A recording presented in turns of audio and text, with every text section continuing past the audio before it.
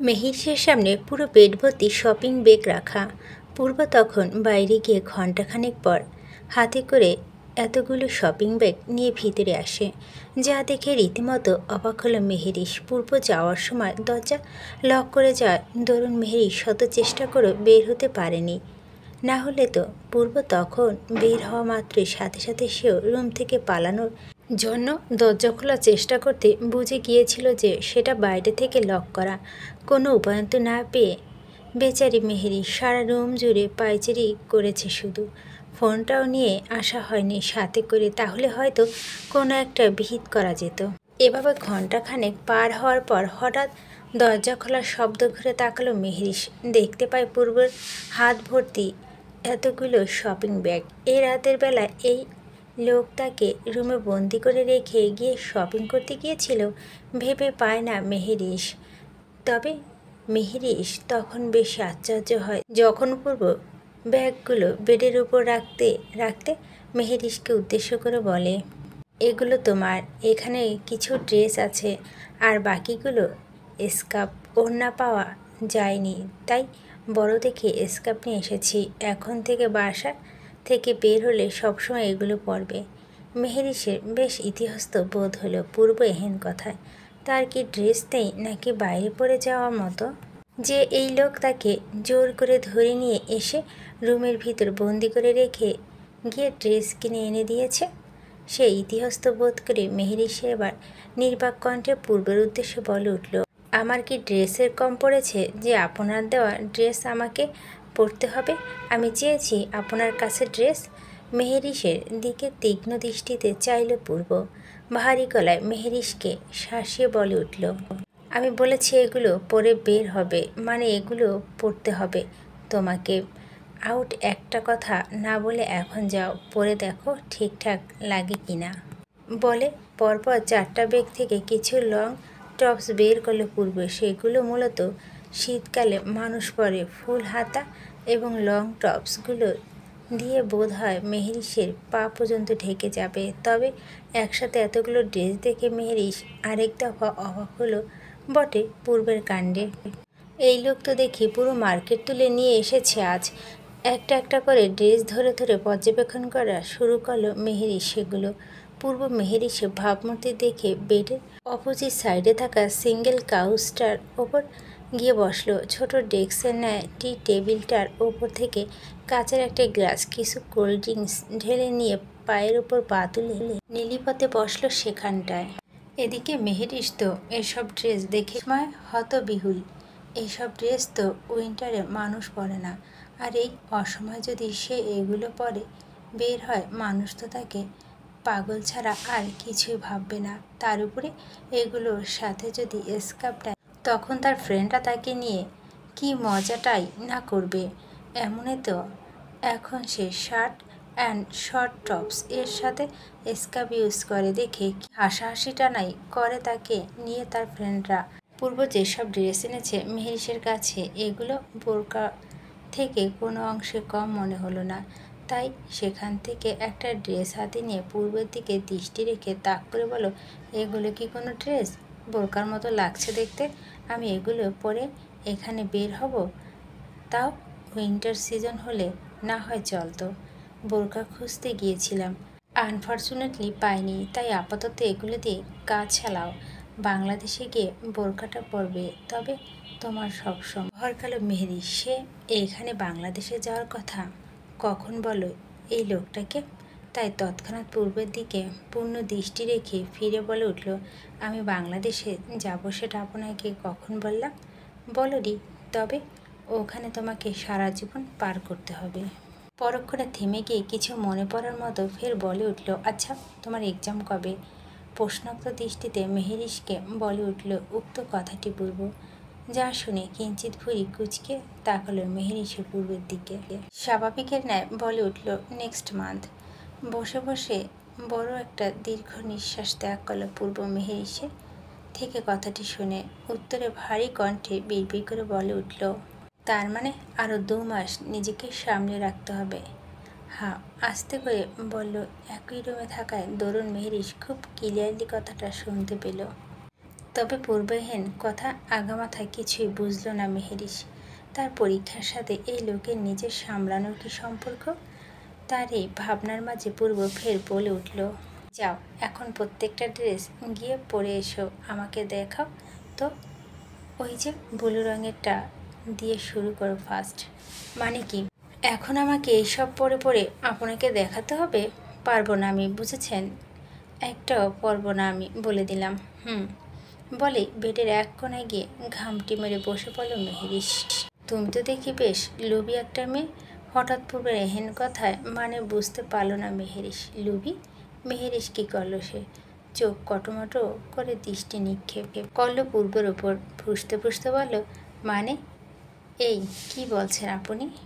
বলেছি লুবি, আমার হাতে স্পর্শ পেতে তোমার এত ভালো লাগে যে থাপ্পড় না পড়া পর্যন্ত তোমাকে দিয়ে কোনো কাজই করানো যায় না। আগে বললে পারতে তো সেটা। বলে বসা থেকে উঠতে নিলে মেহেরিশের দূরত্ব গতিতে সেখান থেকে উঠতে উঠতে বলল, যাচ্ছি যাচ্ছি। কবজি অবধি একটা গোল ফ্রক, ব্লু রঙের ফ্রকটা দেখতে ততটা খারাপ না। এই তো মেহেরিশের গায়ে ঠিকঠাকভাবে লেগেছে সেটা। ওয়াশরুমের আয়নাতে দেখতে পাচ্ছে সে। আচ্ছা এই লোক তার একদম পুরো মাপ মতো ড্রেস আনলো কীভাবে? কিঞ্চিত ঘাবড়ালো মেহেরিশ। মেহেরিশ নিজেও বোধহয় কখনো তার শরীরের সাইজ আন্দাজ করে ঠিকঠাক মতো ড্রেস কিনেছে কিনা সন্দেহ। কোনটা বেশি লুজ হয়তো, আবার কোনটা টাইট। তবে পূর্ব তার শরীরের সাইজ সম্পর্কে না জেনে কীভাবে একদম মাপ মতো ড্রেস আনলো? যাই হোক, এত কথা ভেবে লাভ নেই তার। তাই ড্রেসটার পরে পুনরায় ওয়াশরুমের দরজা খুলে বেরিয়ে আসলো পূর্বর নিকট। রাগে ফুসতে ফুসতে মেহেরিশ পূর্বের সামনে এসে বলল, পড়েছি, এখন হয়েছে? বাকিগুলো ট্রায়াল দিও, এসো ফার্স্ট। হাতে থাকা ফোনের দিকে দৃষ্টি রেখে বলল কথাটা। তবে এতে মেহেরিশ পুরোদমে তেতে গিয়ে বলল, দেখুন এগুলো সব একসাথে ট্রায়াল দিতে গেলে তো পুরো রাত পার হয়ে যাবে। যাক, আমার কোনো সমস্যা নেই। তোমার আবার রাতের জন্য অন্য কোনো প্ল্যান আছে নাকি? ভুরু কুচকে ব্যঙ্গাত্মস্বরে মেহেরিশকে বলল কথাটা পূর্ব। তবে পূর্বের ব্যঙ্গাত্মস্বরে বলা কথার মানে মেহেরিশ বুঝতে পারল খুব ভালো করে।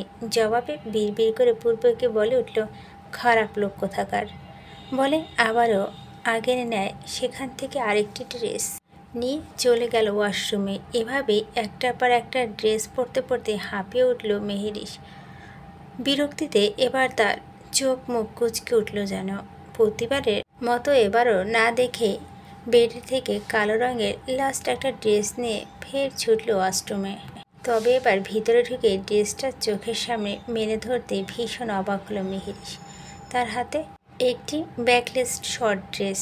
আশ্চর্য সীমা পেরিয়ে মেহেরিশ এই ড্রেস পরতে হবে এখন তাকে, তাও আবার এই লোকের সামনে। এমন ড্রেস তো সে আগে কখনো পরেনি।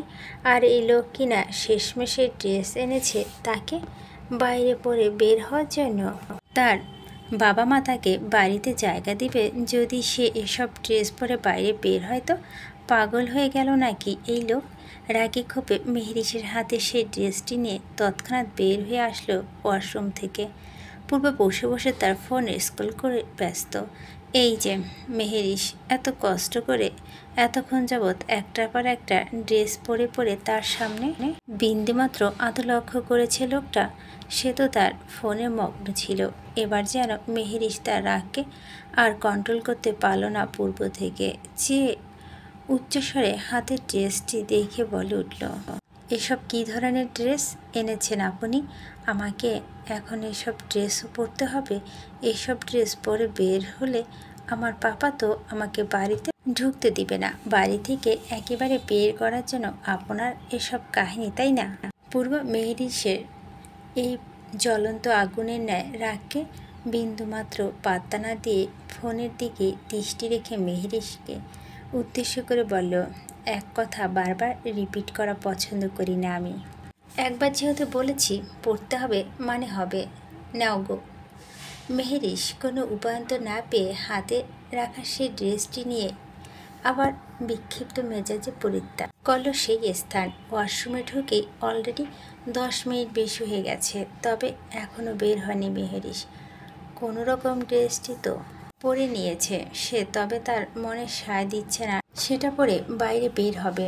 বুঝে পায় না মেহেরিসে লোকের মাথা নিশ্চয় কোনো সমস্যা আছে, না হলে যেখানে সে নর্মাল টি শার্ট পরেছিল দেখে তো লোকটা কত কথা শুনিয়েছিল তাকে। আবার একটু আগেই তো ওড়না না নেওয়ার জন্য তাকে তখন কত শাসালো। তাহলে শেষ পর্যন্ত এই ড্রেস নিয়ে আসলো কেন তার জন্য মেহেরিস?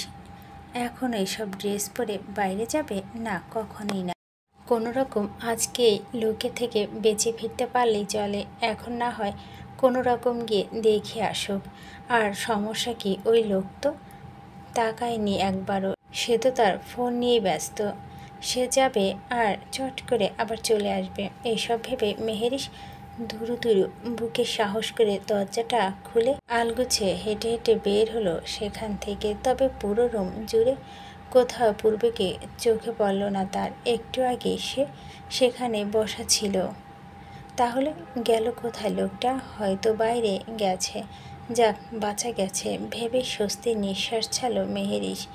এখন কোনো মতে ওয়াশরুমে গিয়ে তার নিজের ড্রেসটা পরে ফেলবে সে ভেবেই ওয়াশরুমের দিকে পা বাড়াতে অমনি হঠাৎ করে দরজা খোলার শব্দ। পিছনে ঘুরে তাকালো মেহেরিস। পূর্বকে হঠাৎ করে বাইরে থেকে আসতে দেখে মেহেরিস ভরকালো প্রচণ্ড রকমের। নিজের অর্ধখোলা শরীরটা ঢাকার জন্য বেডের ওপর একপাশে পড়ে থাকা কতগুলো স্কার্ফ দিয়ে দ্রুত একটা স্কার্ফ দিয়ে চাদরের মতো করে ঢেকে দিল সে। ছোট স্কার্ফটি কি আর মেহেরিসের পায়ের নিচে অবধি পৌঁছাবে?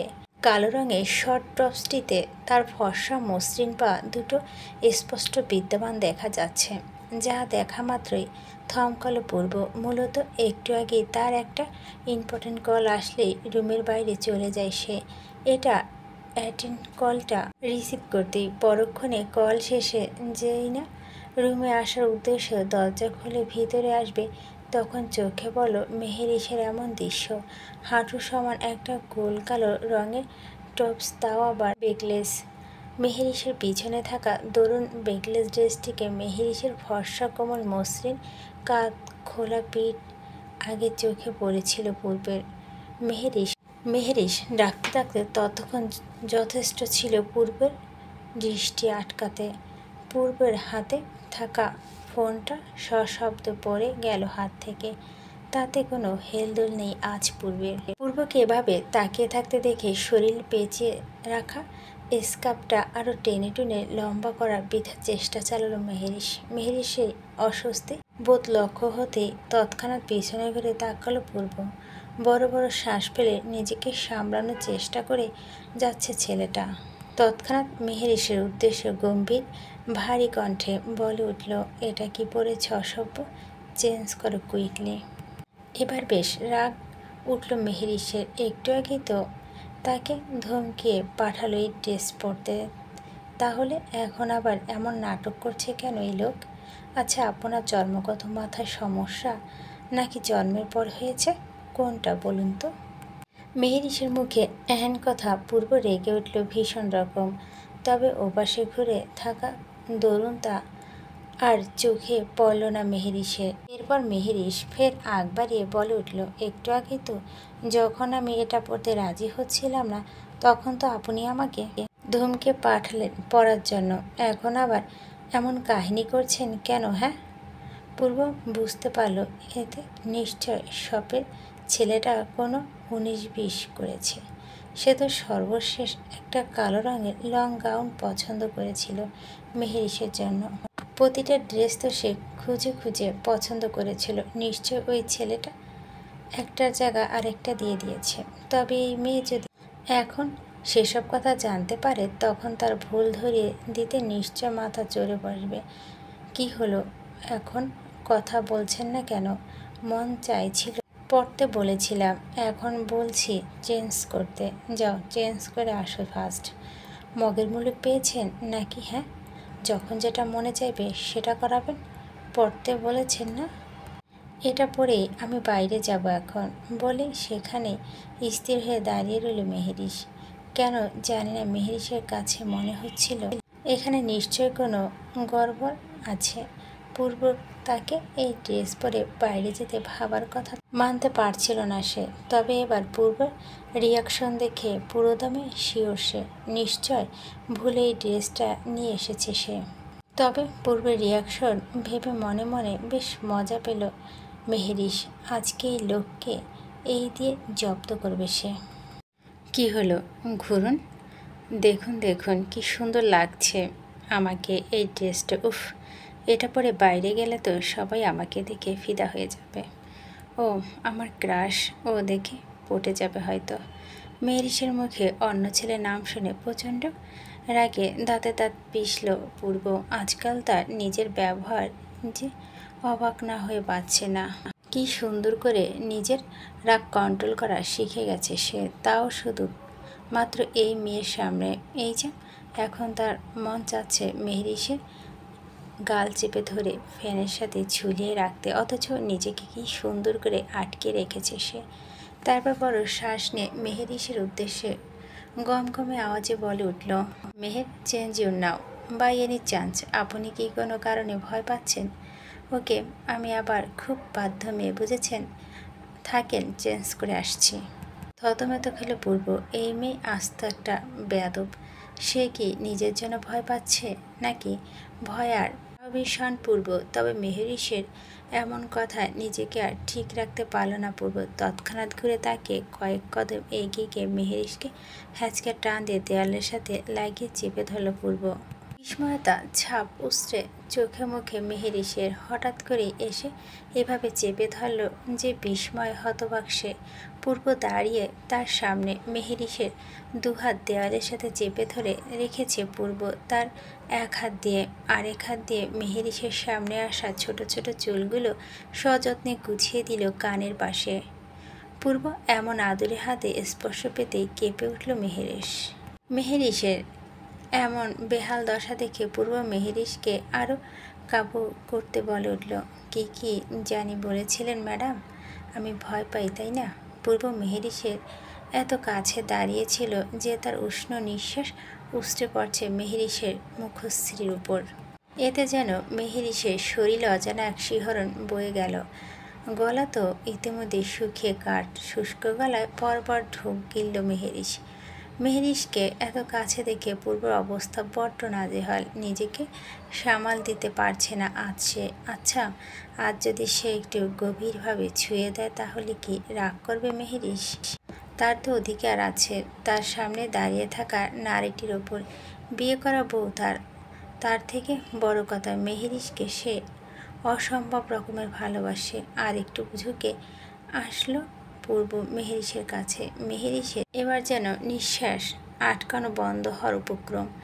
এমনভাবে কাঁপছে যেন 10 ডিগ্রি সেলসিয়াস তাপমাত্রা দাঁড়িয়ে আছে আজ সে। পূর্ব আজ আর এদিকে ভ্রুক্ষেপ করল না। মেহেরিশ তার মাথার উপর দেয়ালের সাথে ধরে রাখা হাত দুটো ছোটানোর প্রাণপণ চেষ্টা চালালো। তবে ফলাফল আরও আড়ষ্ট করে চেপে ধরল পূর্ব। এই মেহেরিশের কানের কাছে এসে ফিসফিসিয়ে বলে, আজ পালাতে পারবেন না আপনি। পূর্ব এভাবে কানের কাছে হিসিয়ে বলা কথাটা মেহেরিশের শরীরে যেন অবশ্যই আসতে চাইল। দাঁড়িয়ে থাকা শক্তিটা বোধহয় আজ হারিয়ে ফেলছে মেহেরিশ। পূর্ব সেদিকে বিন্দুমাত্র ভ্রুক্ষেপ না করে কানের পাশ থেকে আস্তে আস্তে মেহেরিশের গালের নিচে খসখসে গালটা ঘষে দিল সযত্নে। মেহেরিশ যেন আজ আর তার নিজের আয়ত্তে নেই। মুখে দিয়ে টু শব্দটা পর্যন্ত করতে ব্যর্থ হচ্ছে সে চেয়েও। কোনো রকম জিভ ভিজিয়ে নিয়ে শুষ্ক কণ্ঠে বলে উঠল, ছাড়ুন, আমি বাড়ি যাব। ভয় পাচ্ছেন? কোনো উত্তর দিতে পারল না আর মেহেরিশ। পূর্বে বলা প্রতিটা কথার নিঃশ্বাস এসে ভারী খাচ্ছে মেহেরিশের মুখের ওপর। দিক বেদিক শূন্য। মেহেরিশ স্তব্ধ। মেহেরিশের থেকে কোনো রেসপন্স না পেয়ে ফের ঘোর লাগা কণ্ঠে শুধালো, ভয় নেই, খেয়ে ফেলবো না আপনাকে, শুধু গভীরভাবে একটু ছুঁয়ে দিব। সামলাতে পারছি না নিজেকে, আর এজন্য আপনি দায়ী। আমি পুরো কথাটা আর শেষ করতে পারল না মেহেরিশ। তার আগেই পূর্ব তার শুষ্ক অধর যুগল দিয়ে চেপে ধরল মেহেরিশের গোলাপি পাপটিনার নরম কোমল অধর। মিলন ঘটল একজোড়া তৃষ্ণাত অদরের সহিত আরেক জোড়া অধরের হিতাহিত জ্ঞান শুনে মেহেরিশ চেয়েও নিজেকে ছাড়াতে পারছে না পূর্বর থেকে। একসময় পূর্বর কাছ থেকে হার মেনে নেয় মেহেরিশ। এদিকে পূর্ব যেন আজ নিজের বশে নেই। মেহেরিশকে একাধারে কিস করতে থাকা দরুন সে নিঃশ্বাস নিতে পারছে না মেহেরিশ। সেদিকেও তার বিন্দুমাত্র খেয়াল নেই। সে কি আদৌ সজ্ঞানে আছে? উন্মাদের আবদ্ধ পূর্ব আজ নিজের আয়ত্তে নেই। খেল হারিয়েছিল তখন মেহেরিশকে এভাবে দেখা মাত্রই। তবে নিজেকে দমিয়ে রাখতে চেয়েও মেহেরিশের এত কাছে আসার পর ব্যর্থ হয়েছে সে আজ। গভীর চুম্বনে লিপ্ত পূর্ব এসব পুরোপুরি বেসামাল হয়ে মেহেরিশের ধরে রাখা হাত দুটো ছেড়ে দিয়ে জড়িয়ে ধরে আরও কাছে টেনে আনলো তাকে, যেন আজকে মেহেরিশকে জড়িয়ে ধরে পিষে ফেলতে নিজের মধ্যে। এদিকে মেহেরিশ এতক্ষণ যাবৎ কোনো রেসপন্স না করলেও পূর্বের এহেন কাণ্ডে নিজের নারীসত্তার কাছে হার মেনে পূর্বের সাথে সায় দিল সেও। পূর্বের সাথে তাল মিলিয়ে নিজে দুহাত দিয়ে পূর্বের পিছনে ভেনম জ্যাকেটটি খামচে ধরল তৎক্ষণাৎ। এতে যেন পূর্ব আরও আশকারা পেয়ে বসল। বেসামাল পূর্বে অবাধ্য হাত দুটো বিচরণ চলো স্কার্ফে ঢাকা মেহেরিশের সারা পিঠ জুড়ে। এর মধ্যে পূর্ব হঠাৎ করে শরীর থেকে স্কার্ফটি সরাতে উন্মাদ হলে সম্মতি ফিরে আসে মেহেরিশের। কি করছে সে? তৎক্ষণাৎ নিজের দুহাত দিয়ে পূর্বকে ধাক্কা দিলে আচানক ধাক্কায় তাল সামলাতে না পেরে খানিকটা দূরে সরে যায় পূর্ব। নিজের সৎ বুদ্ধি ফিরে আসতেই পূর্ব নিজেকে সামলানোর জন্য পুনরায় মেহেরিশের কাছে গিয়ে তার কপাল বরাবর নিজের কপাল ঠেকিয়ে জোরে জোরে নিঃশ্বাস নিতে থাকে সে। নিজেকে সামাল দিতে হঠাৎ করে সেখান থেকে সোজাসুজি রুমের বাইরে চলে যায় পূর্ব। মেঘলা আকাশ, আশেপাশে শীতল বাতাস বইছে। যদিও এখানে বেশিরভাগ সময় বৃষ্টি হয়, তবে একটা না অনেক দিন হালকা রোদের পর আবার বৃষ্টি দেখা মিলতে যাচ্ছে হয়তো। পূর্ব রুম থেকে বের হয়েছে প্রায় অনেক সময়। পূর্ব যাওয়ার মাত্রই মেহেরিশ সেই জায়গাতে কিছুক্ষণ স্থির হয়ে ভাবলেশীনভাবে দাঁড়িয়েছিল একইভাবে। একটু আগে ঘটে যাওয়া দৃশ্যগুলো বারবার চক্ষু স্পষ্টে ভেসে উঠছে। এই লোক চুমু খেয়েছে তাকে, সত্যি তার কাছে স্বপ্ন থেকে কোনো কম কিছু মনে হচ্ছিল না সেটা। বাংলাদেশ থেকে হঠাৎ করে এখানে চলে আসা, তারপর আবার তাকে তুলে এনে এখানে আটকিয়ে রেখে আচমকা চুমু খাওয়া। ইস, মেহেরিশ যতবার ভাবছে ঠিক ততবারই লজ্জারা তাকে আঁকড়ে ধরছে। পূর্ব রুমে ফিরে এসেছে প্রায় মিনিট 10 আগে। তবে রুমের ভিতরে মেহেরিশকে কোথাও দেখতে না পেয়ে কিছুক্ষণে যেন বিচলিত হয়ে পড়েছে সে। পর মুহূর্তে ওয়াশরুমের দরজা লাগানো দেখে স্বস্তি ফিরে পায় সে। মেয়েটা যে লজ্জায় জুবুথুবু হয়ে তার কাছে থেকে লুকানোর জন্য ওয়াশরুমে আশ্রয় নিয়েছে ভাবতে ঠোঁটের কোণে বাঁকা হাসি ফুটে উঠল পূর্বের। কিছুক্ষণ আগে নিজের করা পাগলামির জন্য নিজেই বেশ লজ্জা পেল। শেষমেশ কিনা ছোট একটা বাচ্চা মেয়ের কাছে নিজেকে আত্মসমর্পণ করে দিল। সাহম্বীর সাহান পূর্ব, ভাবা যায়। এভাবে পার হলো আরও 10 মিনিট। না তো মেহেরিশ ওয়াশরুম থেকে বের হচ্ছে না, আর কোনো শব্দ পাচ্ছে না সে। শেষমেশ ওয়াশরুমে ঘুমিয়ে পড়ল নাকি ভেবেই কয়েকবার করাঘাত করল পূর্ব উক্ত দরজায়। ফলস্বরূপ মেহেরিশের কোনো রেসপন্স পেল না সে। আবারও মিটিমিটি বাঁকা হেসে উঠল পূর্ব। শুধু একটা কিস করাতে এই মেয়ে এমন লজ্জা! যদি সে আর একটু গভীরভাবে ছুঁয়ে দিত তখন তো বোধহয় এই মেয়েকে খুঁজে পাওয়া যেত না। Meher, open the door. না, এবারও কিছু হলো না। মেহেরিশ বের হবে তো দূর, কোনো সারা শব্দই করছে না অবধি। এবার বিরক্ত হলো পূর্ব। সারা রাত কি ওয়াশরুমে কাটাবে নাকি? এজন্য কি এত কষ্ট করে তুলে নিয়ে এসেছে সে? একে তো পূর্বের চোখে ঘুম উস্টে পড়ছে। গত 2 দিন যাবৎ এক ফোঁটাও ঘুমায়নি সে। তার উপরে আজকে ঝামেলার মাথা তার প্রচণ্ড ব্যথা করছে। মুখে সেই বিরক্ত ছাপ নিয়ে এবার উচ্চস্বরে পূর্ব বলে উঠল, মেহের, দরজা খোলো, না হলে কিন্তু আমি ভেঙে ঢুকবো। আর তখন কি হবে আই থিঙ্ক বুঝতে পারছো। এদিকে ওয়াশরুমের ভিতর মেহেরিশ এতক্ষণ ধরে পূর্বের সব কথাই শুনছিল। তবে সে ঠিক করেছে আজ আর এই লোকের সামনে যাবে না সে। আজ কেন, আর কখনোই হবে না সে এই লোকের সামনাসামনি। কিভাবে মুখ দেখাবে মেহেরিশ? ছি, লজ্জা লাগবে না তার? এই প্রথম কোনো ছেলে তার এতটা কাছে এসেছে। হোক না আমেরিকায়, বড় তার তো কোনো বয়ফ্রেন্ড ছিল না আগে। এই প্রথম কোনো পুরুষ তাকে এত কাছ থেকে ছুঁয়ে দিয়েছে, তাও তার সব থেকে পছন্দের পুরুষটি। লজ্জা পাবে না সে? তবে পূর্বের হেন ধমকে আর থাকতে পারল না সে। সত্যিই যদি এই লোকের দরজা ভেঙে ফেলে তো তার থেকে ভালো সে নিজেকেই ধরা দেখ। পরনে তার সেই আগের লাল রঙের ড্রেসটি। তখন ওয়াশরুমে ঢুকে সাথে সাথে চেঞ্জ করে ফেলেছিল সে। দরজাটা কোনো রকম আলগোছে খুলে বের হলো সেখান থেকে। পূর্ব দাঁড়িয়ে আছে দরজার সাথে হেলান দিয়ে, দুহাত বুকের মাঝে আড়াআড়িভাবে রেখে। মেহেরিশ বের হতেই আরেক দফা আচানক এত কাছাকাছি হলো দুজন। অনুধাবন করা মাত্রই দূরত্ব সরে দাঁড়ালো পূর্ব থেকে মেহেরিশ। মুখ লুকিয়ে হাসলো পূর্ব মেহেরিশের চোখের আড়ালে। মেহেরিশ পূর্ব থেকে একটু দূরে বেডের সাথে লেগে দাঁড়িয়ে আছে, হাত দুটো কসলাচ্ছে অনবরত। পূর্ব সেদিকে দৃষ্টি দিয়ে আবারও চাইল মেহেরিশের দিকে। লজ্জায় মেয়েটা মুখটা ড্রেসের সাথে তাল মিলিয়ে লাল হয়ে আছে। ওখানে খাবার রাখা আছে। ইশারায় মেহেরিশকে কাছে টি টেবিলটার উপরে দেখালো পূর্ব। মেহেরিশ মাথা নিচু করে সেটা না দেখে গমগমে স্বরে জবাব দিল, খাবো না আমি। তোমাকে খেতে বলি নাই, ইডিয়েট। আমাকে খাইয়ে দিবে, নিয়ে এসো। প্রথম কথাটায় যেন বেশ লজ্জা পেল, পরের কথাটায় ঠিক ততটাই অবাক হলো মেহেরি। তৎক্ষণাৎ মুখ উঠিয়ে পূর্ণ দৃষ্টিতে চাইলে পূর্বের দিকে। পূর্ব সেসবের তোয়াক্কা না করে সিঙ্গেল কাউচটার ওপর গিয়ে বসলো ভাবলেশীনভাবে। পূর্ব এমন আচানক কথা জল শক্ত হয়ে পূর্বের পানে চেয়ে তেল বেরিয়ে বলে উঠল মেহেরিশ, আপনার হাত নেই? নিজের হাতে খেতে পারেন না? নিজের হাত তো খাই সব সময়, আজকে না হয় অন্যের হাতে খেলাম। ঠান্ডা হয়ে যাচ্ছে, নিয়ে আসো যাও। এবার বেশ রাগ হলো মেহেরিশের। সে কেন এই লোককে খাইয়ে দিবে? আর এই লোকটা বা কেমন প্রকৃতির মানব? হ্যাঁ, নিজের জন্য খাবার এনেছে, একা একা খাবে, আবার মেহেরিশকে বলছে খাইয়ে দিতে।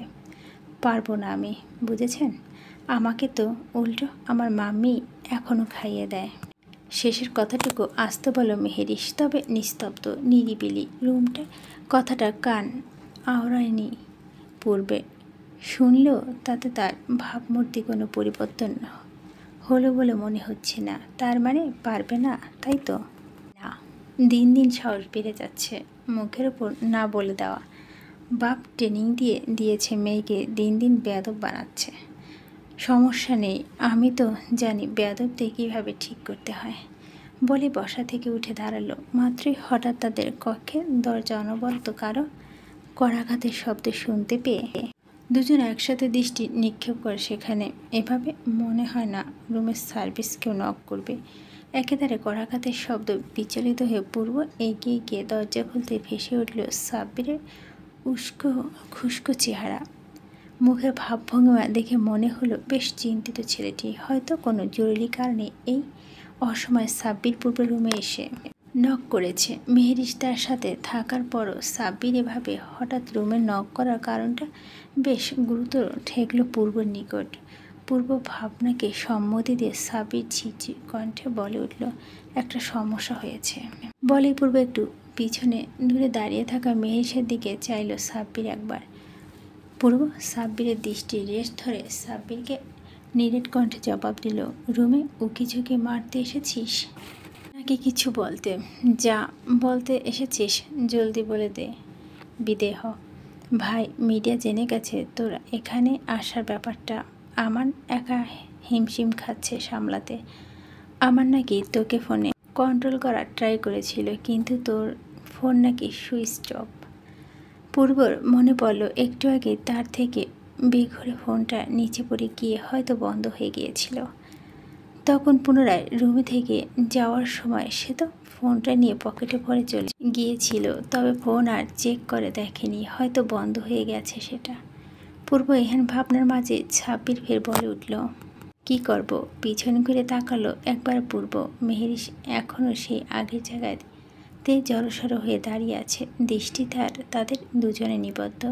এক পলক সেদিকে তাকিয়ে সাব্বিরকে বলে উঠল, সব কিছু ঠিক কর, ফিরে যাব আমরা। মেহেরিশ এতক্ষণ যাবৎ পূর্ব এবং সাব্বির দুজনের কথাবার্তা মনোযোগ দিয়ে শুনল, কিন্তু পূর্বের শেষে যাওয়ার কথাটা কর্ণগ্রহ হতেই কেন জানি না বুকের ভেতর আচমকা ধুকপুক করে উঠল। হঠাৎ বিষণ্ণতা তলিয়ে গেল পুরো মুখব্যয়। হয়তো অনাকাঙ্ক্ষিতভাবে মানুষটাকে কাছে পাওয়ার পর ফির দূরে চলে যাওয়াতে এত বিষণ্ণতা অনুভূত হচ্ছে তার। কৌতূহলী মেহরিশ নিজেকে আর যেন ঠিক রাখতে পারল না। অদম্য ইচ্ছাকে গ্রাস করে হঠাৎই দরজার নিকট দাঁড়িয়ে থাকা পূর্বকে উদ্দেশ্য করে প্রশ্ন করে বসল, চলে যাবেন আপনারা? মেহরিশের কথা সাব্বির পুনরায় পূর্বকে পাশ কাটে দৃষ্টি তাক করল মেহরিশের উপর। তারপর আবার পূর্বের দিকে দৃষ্টি নিক্ষেপ করে গমগমে স্বরে বলে উঠল, ভাই তুই চাইলে 3টা টিকিট এর ব্যবস্থা করতে পারি। বলেছি তোকে কিছু? বেশি বকবক করছিস কেন সবসময়? এখন যা, চোখের সামনে থেকে মাথা গরম হয়ে আছে। মাত্র 2টো দিন জন্য তোদের ওপর ভরসা করা যায় না। বলে সাব্বিরের মুখের ওপর ঠাস করে দরজা লাগিয়ে দিল পূর্ব। এতে সাব্বির আছে একটু বোধহয় ইতিহস্ত বোধ করল। যদিও এসব তার নিত্যদিনের সঙ্গী, তবে আজ মেহরিশের সামনে থাকা দরুন কিঞ্চিত লজ্জা পেল ছেলেটা। বাইরে প্রকৃতি তার তাণ্ডব নীলা চালাচ্ছে। প্রচণ্ড ঝড়ে প্রকটের রাস্তা নির্জীব নিস্তব্ধ রূপ ধারণ করেছে। শুধুমাত্র এমন ঝড়ের সময় এখানে এমন নিরিবিলি রাস্তা দেখতে পাওয়া যায়। গা হিম ধরা শুনশান বাতাস কাচের জানালায় এসে ভারী খাচ্ছে তার প্রতিশব্দ। মনে হচ্ছে কাচের জানালা ভেদ করে এই বুঝি বাতাস ভিতরে প্রবেশ করলো বলে। রুমে ঝুলানো সাদা সফেদ পর্দাগুলো উঠছে নির্বিকার। খাটের ওপর এক কোণে জড়সড় হয়ে বসে আছে মেহরিশ, পা দুটো ফোলরে রাখা, আর তার ঠিক বরাবর সে সিঙ্গেল কাউস্টার ওপর পায়ের ওপর পা তুলে এক মনে তাকিয়ে আছে পূর্ব তার সামনে বসে থাকা রমণীটির পানে। কি এত দেখছো পূর্ব ভেবে পায় না মেহরিশ। তাকে এত দেখার কি আছে? কয়েকবার চোখাচোখি হয়েছে মেহরিশের, তবে চোখাচোখি হতেই তৎক্ষণাৎ চোখ সরিয়ে দৃষ্টি আড়াল করছে সে। অথচ এতেই বিন্দুমাত্র ভ্রুক্ষেপ নেই লোকটার মধ্যে, যেন মানব আকৃতি কোনো রোবট বসে আছে তার বরাবর। তখন পূর্ব মেহরিশের যেন pasta, grill, fish, pizza order করেছিল। খাবারগুলো এখনও সেই আগের জায়গাতেই পড়ে আছে। এতক্ষণ ধরে পড়ে থাকা দরুন হয়তো ঠান্ডা হয়ে স্বাদ নষ্ট হয়েছে আগে থেকে একটু। মেহরিশের যেন সমস্ত শরীর ব্যথায় চিনচিন করে উঠল। এতক্ষণ ধরে এক নাগারে বসে থাকতে থাকতে এই লোক কি ঘুমাবে নাকি? সারা রাত এভাবে কাটিয়ে দিবে জানে না মেহরিশ, তবে তার চোখ দুটো আর বাধা মানছে না। নিজের শরীরে আয়ত্তে চলে গিয়ে বন্ধ হয়ে যাচ্ছে বারংবার। অতি কষ্টে সেগুলোকে খোলা রেখেছে সে। না তো তাকে খাওয়ার জন্য একবার রিকোয়েস্ট করেছে এই লোক, আর না সে নিজেও খেয়েছে। আমি বাড়ি যাব, এখানে আমাকে এভাবে আটকে রেখেছেন কেন? অবশেষে এতক্ষণে নীরবতা ভেঙে আগ বাড়িয়ে বলে উঠল মেহরিশ, তবে যেন কথাটি কান অবধি পৌঁছালো না তার সামনে বসে থাকা লোকটির। কোনো হেলদোল দেখতে পেল না তার মধ্যে সে। তাই এবার খানিকটা উচ্চস্বরে মেহরিশ পুনরায় বলে উঠল, আমাকে এভাবে আটকে রেখেছেন কেন? এর আগে কখনো মেয়ে মানুষ দেখেনি। সে কখন থেকে চোখ দিয়ে গিলে খাচ্ছেন। একটু নড়েচড়ে বসলো পূর্ব। এবার মনে পড়ে গেল মেহরিশকে বলা সেই আগের একটা কথা। মেহরিশকে সেও এভাবে বলেছিল কথাটি একদিন। মনে পড়তেই আবারও মৃদু হাসি রেখা ফুটে উঠল পূর্বের ঠোঁটের কোণে। এতে যেন আশকারা পেয়ে বসলো মেহরিশ। আমি কি বলি জানেন, আমাদের এখানে একজন ভালো সাইকিয়াট্রিস্ট আছে। ইভেন আমার পরিচিত। আপনি যেহেতু এখানে এসেছেন একবার দেখিয়ে যান, আমি সব ব্যবস্থা করব, প্রমিস। একটু না প্রচণ্ড সমস্যা আছে আপনার মধ্যে।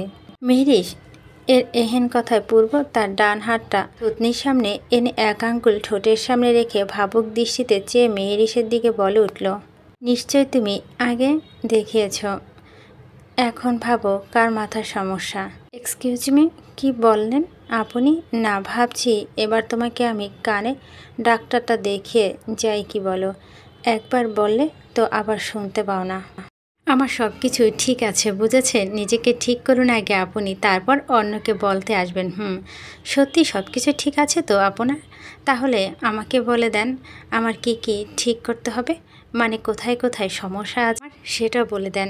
বলে বসা থেকে উঠে দাঁড়ালো পূর্ব। মেহরিশের কাছে এগিয়ে গিয়ে বেডের এক কোণায় হাঁটু গেড়ে বসলো পূর্ব। ফ্লোরে রাখা মেহরিশের ডান পা আচমকা টেনে নিজের এক হাঁটুর ওপর রাখলো সেটা। বিস্ময় হলো মেহরিশ। হঠাৎ পুরুষালিত শক্তপোক্ত এক হাত তার পা স্পর্শ করা মাত্রই মৃদু কেঁপে উঠল। মেহেরি সম্মতি ফিরে আসতে দ্রুত পা সরাতে নিল পূর্ব তার এক হাত দিয়ে চেপে শক্ত করে ধরল মেহেরিসের এই পাটি।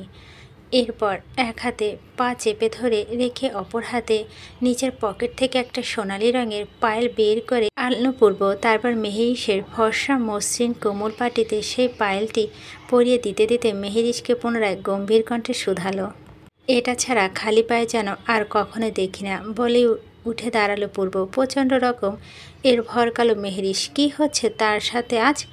আর এই লোক কি হঠাৎ করে এমন পরিবর্তন হয়ে গেল কি করে? আমেরিকায় আসার সাথে সাথে এমন চেঞ্জ? আশ্চর্য চোখে মুখে উস্ত্রে পড়ছে মেহেরিসের। পারছে না, প্রচণ্ড আশ্চর্য। সিরিয়ালের নায়িকাদের মতো জ্ঞান হারাবে, কিন্তু শত চেষ্টা করেও জ্ঞান হারাতে পারছে না মেহেরিস।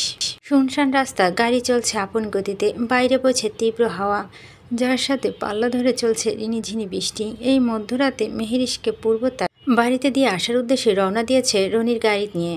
নিজেকে এখন মেহেরিসের কাছ থেকে দূরে রাখাটাই তার কাছে সেফ মনে হচ্ছে। একসাথে এক রুমে থাকলে নিজের বেসামাল মনটা হয়তো দমিয়ে রাখতে ব্যর্থ হবে সে।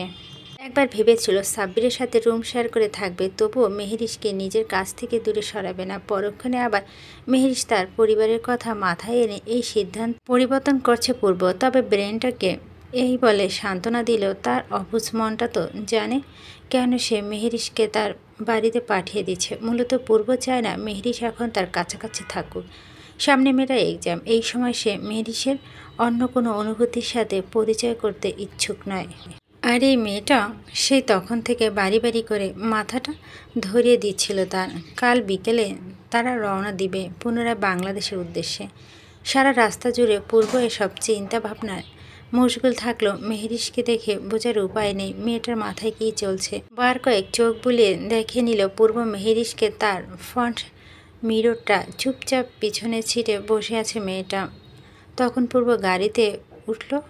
যখন মেহেরিস সামনের সিটে বসার উদ্দেশ্যে এগিয়ে আসে, তখন পূর্ব থমথমে গলায় বলল, পিছনে গিয়ে বসো। মূলত সেই থেকে মেহেরিস গাল ফুলে বসে আছে, একটা শব্দও করেনি। গাড়িতে থাকা মিউজিক প্লেয়ারটিতে আরবান মুভি থেকে একটা গান চলছে। পরিবেশের সাথে যেন গানটি ছন্দ তুলছে মেহেরিসের মন বাগানে। আচ্ছা, বাড়িতে যেতে চাইল কি তাকে বাড়িতে ফিরে পাঠাবে লোক? নিরামিষ লোক কোথাকার। সে না হয় বারবার বলেছে বাড়ির কথা। তার যদি সত্যি বাড়িতে যেতে ইচ্ছে হতো তাহলে শত চেষ্টা করেও কি এই লোকে তাকে এখানে নিয়ে আসতে পারতো নাকি? কে বোঝাবে এই লোকে কে সেটা? আবার আসার সময় সে নিজে থেকে ইচ্ছে করে সামনে এই লোকটাকে সাথে বসার জন্য গিয়েছিল। কি সুন্দর করে অপমানিত করে পিছনে বসিয়ে দিল তাকে। সেই জন্য মেহেরিস তখন থেকে গুমড়ো মুখে বসে আছে, টু শব্দটিও করছে না সে। আচমকা গাড়ি ব্রেক কষতে ভাবনা থেকে বেরিয়ে এলো মেহেরিস। হঠাৎ গাড়ি থামলো কেন? মনের গহীনে প্রশ্নহানা দিতেই জানালা দিয়ে বাইরে তাকলো মেহেরিস। এটা তো তাদের বাড়ির সামনে রাস্তা, এই তো গেটে দেখা যাচ্ছে তাদের বাড়ি। আচানক বুকের ভিতর মুচড়ে উঠল মেহেরিসের। আর বোধহয় দেখা হবে না এই প্রচণ্ড মানুষটার সাথে তার। কি সুন্দর তখন সবার সামনে তাকে তুলে নিয়ে গেল, অথচ আবার তাকে এই বাড়িতে পৌঁছে দিচ্ছে। তাহলে নিয়ে গিয়েছিল কেন বেটা? মনের ভেতর এসব প্রশ্ন এই আঁকিবুকি করছে মেহেরিসের। পূর্ব গাড়ি থামিয়ে নেমে দাঁড়ালো গাড়ি থেকে হেলান দিয়ে। মেহেরিস ও সেই গুমড়ো মুখেই গাড়ি থেকে নেমে দাঁড়ালো। পূর্বর দিকে একবার চেয়ে পা বাড়ালো সামনের দিকে। আচানক পূর্ব মেহেরিসের হাত ধরে টেনে সোজা এনে ফালালো তার প্রশস্ত বুকের মধ্যখানে। দু হাত দিয়ে জড়িয়ে নিল মেহেরিসের সর্বাঙ্গ। হতবাক মেহেরিস বুঝতে পারল না আচানক পূর্ব এখন কাণ্ডের মানে। তবে মনে মনে তো সে এমন কিছু চাচ্ছিল, এই যে এই বুকটার মাঝে সে পৃথিবীর সব সুখ অনুভব করতে পারছে। মন তো চাচ্ছে এখানে ডুবে থাকতে সারাটা জীবন। সেটা কি এই লোক বুঝবে না? সব কিছুই কি মুখে বলতে হয় নাকি? হাত দুটো আলগা করে মাথাটা সামান্য পিছে হেলিয়ে মেহেরিসের কপালে আলতো ঠোঁট স্পর্শ করল পূর্ব। তারপর আবারও আগের না চেপে ধরল বুকের ভিতর মেহেরিসকে। এয়ারপোর্টের উদ্দেশ্যে গাড়িতে বসে আছে সাব্বির আর পূর্ব। ড্রাইভিং করছে রনি। রাত 8টা তাদের ফ্লাইট। মিডিয়ার লোকেরা হামলে পড়েছে তাদের নবনির্বাচিত এমপি হঠাৎ ছদ্মবেশে আমেরিকায় যাওয়ার কারণ উদ্ঘাটন করায়। আমান একা সামলাতে পারছে না বিদায় পূর্ব এত হন্তদন্ত হয়ে যাওয়া। কাজের প্রতি পূর্বে বেশ সচেতন সে। নিজ দায়িত্ব থেকেই তো এভাবে নিজেকে গুটিয়ে নিয়ে রাখতে পারল না। তবে কেন জানি না মনে তার সায় দিচ্ছে না যেতে। মেহেরিশকে বাড়িতে পৌঁছে দিয়ে এসে গতকাল রাতে তার কথা হয়নি মেয়েটার সাথে। একটা বার যাওয়ার ইচ্ছে হয়েছিল, তবে ব্যস্ততার জন্য যেতে পারেনি সে। ভিডিও কনফারেন্সে মিডিয়াকে সামলাতে হয়েছে তার। হঠাৎ সাব্বিরের ফোনটি উচ্চ আওয়াজ তুলে বেজে উঠল। ফোন রিসিভ করতে আমার নিকট কণ্ঠে সাব্বিরকে উদ্দেশ্য করে বলল, ভাইকে দাও তো সাব্বির ভাই। পাশে বসে থাকা সাব্বির পূর্ব উদ্দেশ্যে তার হাতে রাখা ফোনটি পূর্ব দিকে এগিয়ে দিয়ে বলল, আমার কথা বলবে তোর সাথে। সাব্বিরের বাড়িয়ে রাখা হাত থেকে ফোনটা নিয়ে শক্ত হাতে কানের পাশে চেপে ধরতেই শুনতে পেল, হ্যালো ভাই, মেহেরিশকে নাকি খুঁজে পাওয়া যাচ্ছে না, ও কি তোমার সাথে? তবে পূর্ব কিছু বলার আগে আমান যত্রতত্র হয়ে আবারও বলে উঠল, মামা ফোন দিয়েছিল, মেহেরিশকে নাকি কোথা খুঁজে পাচ্ছে না সকাল থেকে। মামা বলল তোমার সাথে কি না জানতে। জবাবে কিছু না বলে সাথে সাথে কানের পাশ থেকে ফোন নামিয়ে রনিকে উদ্দেশ্য করে উৎকণ্ঠার স্বরে বলে উঠল পূর্ব, রনি গাড়ি ঘোড়া ফাস্ট।